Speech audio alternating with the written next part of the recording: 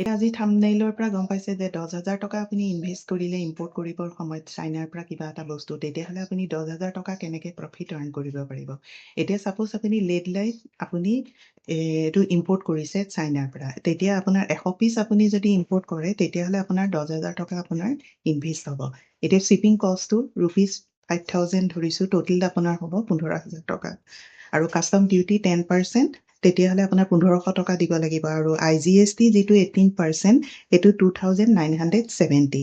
এতিয়া টোটেল কষ্ট আপোনাৰ আহিলে 19,470। এতিয়া আপুনি সেই বস্তুটো ইণ্ডিয়াত বিক্ৰী কৰিলে পাৰ পিচ যদি আপুনি 300কে ধৰে তেতিয়াহ'লে 100 পিছত আপোনাৰ 30,000 আপোনাৰ ইনকাম মানে আপোনাৰ বিক্ৰী হৈছে।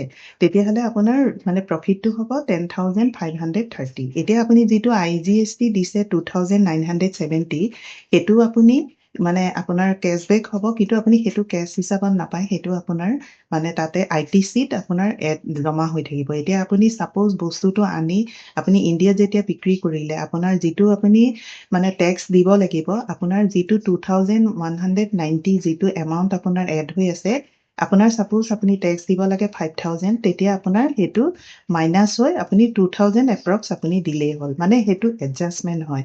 আৰু